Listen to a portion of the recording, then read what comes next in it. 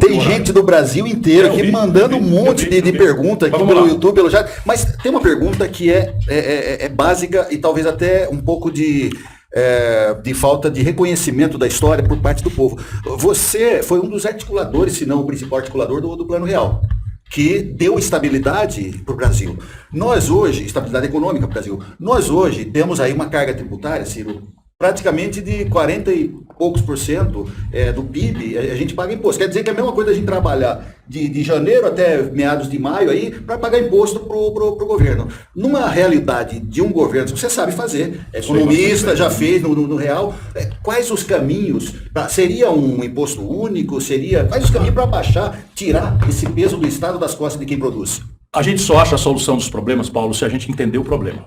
Esse é o grande defeito dos políticos brasileiros, que volta a dizer, o Lula acabou de dizer a mesma coisa, então vote em mim que eu vou fazer, depois eu digo o que eu vou fazer. Não pode ser assim.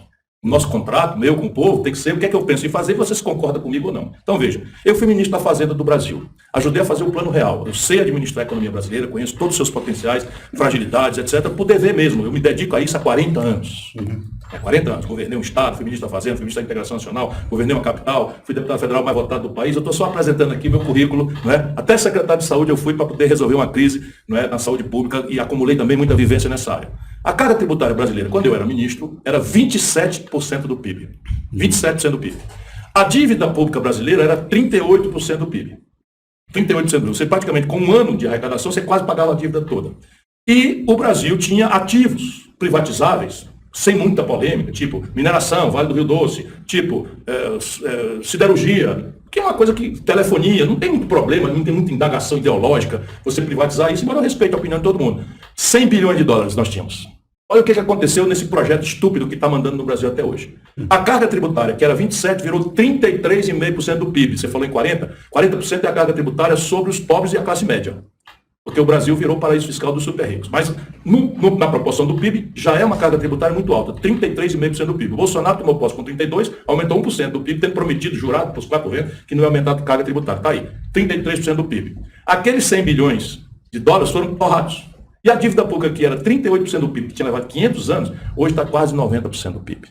É devastador o que essa gente tem feito com o Brasil. E as pessoas acham que esse assunto não tem a ver com a vida, com o dia a dia. Ora, desemprego, caristia, humilhação do SPC, é tudo consequência dessa equação aqui. Então, nós temos que entender o problema tributário junto com o problema do estoque da dívida. Que nem você. Você não pode tratar do seu ganho, da sua despesa, separado da sua dívida. Das prestações que você tem que pagar. Isso é tudo junto. Com a nação é a mesma coisa. Então, qual é a minha proposta? Parece assim uma coisa impossível de fazer, mas é tecnicamente simples. Diminuir a carga tributária sobre o consumo da população mais pobre. Por exemplo, telefonia celular. Uma cidadã que é diarista em São Paulo, sai de Osasco para cumprir ou sai de Barueri, ou sai de Goiás para cumprir uma tarefa em São Paulo, um serviço. Quando ela liga o celular, 40% do custo da conta dela é tributo. E o lucro de dividendo empresarial, por exemplo, dos donos do Itaú, não paga nenhum centavo a distribuição de lucros e dividendos. A Petrobras distribuiu 102 bilhões de reais no ano passado de lucro, esfolando a dona de casa que não dá conta de pagar o gás de cozinha, o taxista, o motorista de aplicativo que não dá conta de pagar a gasolina, né, o motorista de caminhão que está liquidando a sua atividade, porque o diesel passou de qualquer razoabilidade. Pois bem, 102 bilhões sem pagar um centavo de lucro. Então eu tenho que diminuir a carga tributária sobre o pequeno empresário, sobre o consumo popular e aumentar a carga tributária sobre os estratos mais ricos de renda e patrimônio, deixando o investimento livre. Então eu tenho toda uma proposta escrita, dizendo de onde é que vem o dinheiro, para que eu possa restaurar a capacidade de investimento brasileiro, mas diminuir os impostos, tendo equilíbrio fiscal para fazer honra ao fluxo da dívida. Mas a despesa pública tem que cortar. E a mais grave que eu tenho que cortar ofende os poderosos do Brasil, que é juro. Ou a gente anuncia que vai fazer isso, ou é melhor eleger outro aí para se desmoralizar também. Porque eu não sigo. Eu só vou se for para mudar.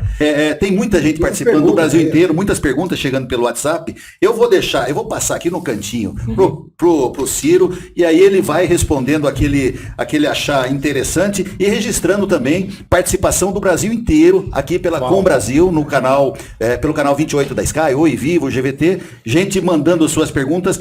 Agora há pouco aqui, qual a proposta para o Brasil? Sou Sertão. Ciro, qual a proposta para o Brasil voltar a gerar emprego? Segundo o Lula, empreendedorismo é uma saída, mas como conseguir financiamento, clientes, concorrer com os grandes? Paulo, esse deve ser o centro do debate. Esse negócio de deixar os políticos tomarem conta, Chico, Maria contra Manel, isso não vai resolver problema nenhum. Precisa entender como é que emprego surge.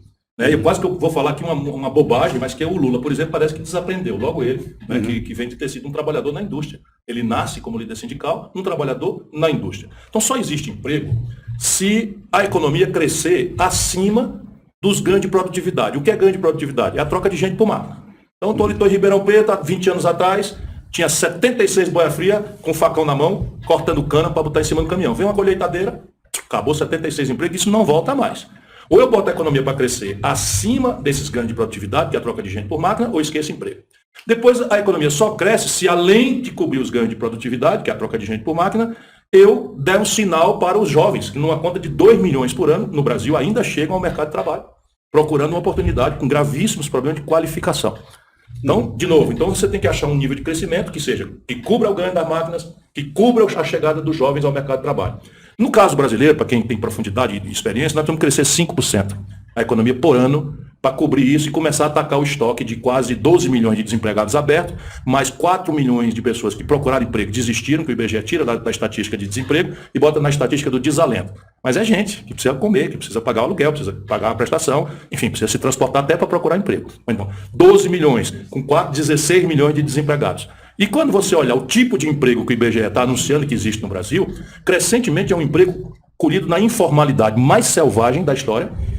E o que é informalidade? Para a gente tratar isso com clareza, senão, se não conhecer a doença, não vai ter remédio. O debate é para isso, para a gente conhecer a doença e acertar o remédio. Com a nossa inteligência, todo mundo tentando ajudar, não com lambança, ideologia, ódio, isso aí não vai botar o Brasil para frente nem resolver o problema de ninguém. Pois bem, o que é a informalidade? Hoje é uma jornada semanal entre 60 e 70 horas. Olha o que eu estou falando, a jornada legal no Brasil é 44 horas. Nós estamos empurrando quase 45 milhões de brasileiros para trabalhar entre 60 e 70 horas semanais, sem nem sequer o descanso remunerado para ir ao templo, para ir à igreja. Não tem férias, não tem 13º salário, porque não tem direito a nada. E pior, mais grave de tudo, estamos produzindo 50 milhões de brasileiros daqui 15 anos, quando chegar a velhice e a incapacidade de trabalhar, sem nenhuma cobertura previdenciária. Quando estourar isso lá na frente, não tem mais solução. Ou a gente pensa nisso agora, para prevenir isso. Então, de novo, crescer é a chave para gerar emprego. Com essas proporções aí. O fluxo, 5%, e que o que a gente crescer mais, a gente abate o estoque de desemprego e de informalidade. Ora, irmão, faz 11 anos que o Brasil cresce zero. Pela primeira vez em 120 anos, faz 11 anos que o Brasil cresce zero, pela primeira vez na história. Essa assim, como assim 11 anos exatamente? Nós estamos em 2022, desconta 22, pega 21 até 2010, são 11 anos. E aqui a gente vai para a política. Quem é que mandava no Brasil em 2010? Era o Bolsonaro? Vamos botar a culpa no Bolsonaro, esculhambar o Bolsonaro, jogar bosta no Bolsonaro, que nem a música do Chico Buarque, é a música do Chico Buarque falando da Geni. Não, o Bolsonaro tem agravado, tem revelado uma grave incompetência para resolver isso, mas quem produziu isso foi o colapso do PT, em cima de um modelo econômico que só dá lucro e privilégio para um único setor da economia, que é o setor financeiro. Então, como é que a gente desmonta essa bomba? Voltar a crescer. Como é que cresce? Bom, tem algumas coisas de longo prazo, mas dizia o Lord Keynes que no longo prazo todos estaremos mortos. Então, eu preciso propor algumas coisas no curto prazo. Então, vamos lá, eu tenho 4 providências para tomar imediatamente no Brasil. O Bolsonaro devia tomar agora. Primeiro, reestruturar o crédito das famílias que está colapsado. Nesse momento, Paulo, o Brasil tem 78% das famílias superendividadas, é o maior nível de endividamento das famílias brasileiras de todos os tempos. E como o juro está selvagemente crescendo, a inadimplência está explodindo. 65 milhões de pessoas estão nos ouvindo agora, estão humilhados com o nome do SPC, cada um se sentindo a pior mulher, o pior homem, como se fosse culpa da pessoa. Aliás, eu me lembro bem, tinha uma proposta sua que foi falada aqui. Agora é mais dramaticamente verdadeiro. Do SPC. Por quê? Porque será que 70 milhões dos brasileiros viraram desonestos? Viraram, sabe, enganador do crediário? Não é verdade. O problema é que o Brasil implodiu a renda, implodiu o emprego, implodiu os juros, e aí a população não dá conta. O povo está tendo que escolher hoje, concretamente, com a inflação de volta, pior poder de compra do salário mínimo, o povo está tendo que escolher entre pagar a conta da luz ou pagar a conta da comida. Não, veja, os quatro motores que estão enguiçados explicam por que o Brasil parou de crescer há uma década. Primeiro, o consumo das famílias estrangulado, porque despencou o nível de emprego, despencou a renda, o salário mínimo tem o pior poder de compra dos últimos 15 anos, e o crédito colapsou. Emprego e renda vem depois que cresce. Sim. Portanto, eu preciso fazer, não é, sabe, para ser agradável para ninguém, eu preciso fazer uma política pública que, deixa eu dizer para você, os bancos debocham disso, porque eles ganham uma fortuna nesse fluxo inchado de dívida com juros sobre juros, multa, taxa de permanência, que o povo não tem nem direito, toma dinheiro emprestado, faz um crediário de R$400, paga 150, quando vai ver está devendo 1.000. Isso é o fato no Brasil. Pois lá no Serasa, todo mês a gente ajuda o povo a dar desconto de até 90%. Quem estiver duvidando, entra no Google, vê lá, leilão do Serasa, desconto, 90%. Só que o povo não tem dinheiro para pagar o 10. O que a gente pode fazer? Pega o Banco do Brasil e a Caixa Econômica e refinancia, ganhando dinheiro. Não é para dar dinheiro para ninguém, não, mas só que eu vou tirar o juro de 300%, é um crime, e vou cobrar 15%, que já é muita grana para o banco ganhar. Segundo movimento, as empresas, a mesma coisa. 6 milhões de empresas no Brasil, a gente não pode falar em novas empresas, se as empresas que nós temos hoje estão fechando, morrendo que nem mosca nessas coisas de fritar mosca na churrascaria de beira de estrada. Sabe, 6 milhões de empresas brasileiras estão no Serasa, irmão. 6 milhões. Porque todo mundo virou agora mal pagador, não é o juro que é impagável, não tem lucro que remunere, sabe, uma taxa de juros de 200%, 300%, que é o juro hoje no crédito pessoal no Brasil. Então tem aí o lastro nas reservas cambiais, eu tenho a ideia de fazer um fundo e trocar dívida interna em real e em juro brasileiro por dívida externa, certo? Em dólar, porque o dólar já está num valor muito alto, dali só pode descer, com um governo como o meu, mas agora o camarada vai ter um prazo para se livrar desse estrangulamento e poder voltar a abrir as portas, a reinvestir, etc, etc. Esses são os dois primeiros movimentos. O terceiro é o investimento público. Em tempos de depressão econômica, isso o mundo inteiro, o Juan Weiss, Keynes, o Franklin Delano Roosevelt, o Plano Marshall na Segunda Guerra Mundial, o Elvis gosta sempre de lembrar que nós estamos num pós-guerra. A pandemia, do ponto de vista estrutural, foi uma guerra extensa para a humanidade, para nós brasileiros. Portanto, é claramente necessária uma política, não é, de investimento público. Aí quando você vai olhar o investimento público brasileiro, o orçamento, Paulo, são 4 trilhões e 800 bilhões de reais. Nós precisamos ajudar o povo a compreender isso. O Brasil cobra muito imposto, etc, etc. Pois bem, o orçamento é 4 trilhões e 800 bilhões, um dos maiores orçamentos do mundo. Sabe o que é que sobra para investimento? Esse ano, o pior da história, 25 bilhões, de 4 trilhões. E o resto? 3 trilhões é juro, rolagem de dívida e amortização, que leva uma parte do leão toda, porque esse é o modelo econômico que vige no Brasil ao longo dos últimos 26 anos. Eu acabo com essa brincadeira. Acabo com essa brincadeira. Por isso eles querem ver o Satanás e não querem me ver chegar ao poder no Brasil, porque eu acabo com isso, mas não é brigando com ninguém. Sabe, o sistema financeiro brasileiro concentra 85% das transações financeiras na mão de apenas 5 bancos. Basta eu chegar lá, no primeiro dia, 2 desses 5 bancos saem da brincadeira, do combinemos, e vão passar a competir. Quando os bancos competem, o que eles vão fazer? Baixar o juro e baixar as tarifas. E o Banco do Brasil e a Caixa Econômica estão nesse jogo. Por quê? Porque o presidente do Banco do Brasil e da Caixa vem do mercado financeiro e vão voltar para ele. Desde o Lula, do Fernando Henrique, do Bolsonaro, é tudo a mesma coisa. Falam muito diferente, são pessoas diferentes, mas o que está mandando no Brasil é esse modelo. Então o investimento público tem que mudar. Para isso eu preciso fazer uma prioridade. Qual é a prioridade? Já mapeei. 14 mil obras públicas paradas. Qual é a característica dessas obras públicas? Já foram licenciadas, que demoram uma fábula no Brasil, que tem que mudar. Já foram licitadas, que demoram uma pancada de burocracia, de confusão e tal. Já está tudo feito e tal. E que estão aí a meio caminho, se acabando e tal. E que são obras que podem contratar mão de obra com baixo nível de qualificação, enquanto a gente faz uma revolução na capacitação, porque a Constituição Civil permite isso. Ela não importa em soma do estrangeiro e contrata pessoas da própria comunidade para fazer ali, tendo um bom mestre, um bom pedreiro. As tarefas auxiliares são feitas, a Constituição Civil tem esse poder de resposta com a rapidez e a urgência que nós precisamos. De onde é que vai vir o dinheiro? Talvez seja a única diferença, não é, mais palpável que uma pessoa que não me conhece ainda pode fazer em comparação com os meus adversários. Em toda proposta minha, eu trago uma proposta de onde é que vem o dinheiro. Por quê? Porque se eu não fizer isso, eu virarei mais um mentiroso. E veja o que aconteceu no Brasil. O Collor foi cassado, o Fernando Henrique nunca mais ganhou a eleição nacional, nem o PSDB. O Lula foi para bater na cadeia. A Dilma foi cassada, o Michel Temer foi bater na cadeia e o Bolsonaro está desmoralizado. Será que é por acaso? Não, é por isso, porque mente para o povo, simplifica as coisas, não discute. Agora tem uma inacreditável entrevista do Lula dizendo que no Brasil é assim, primeiro me elege e depois eu digo o que eu vou fazer. Ou seja, inverteu a lógica do compromisso, do contrato do representante com o representado, e dizer, meu irmão, me dê seu voto, porque eu quero lhe representar fazendo isso, isso e isso. Eu dou o meu voto, não é pelos meus belos olhos, eu dou o voto porque eu concordo com as suas ideias. Então lá vou eu.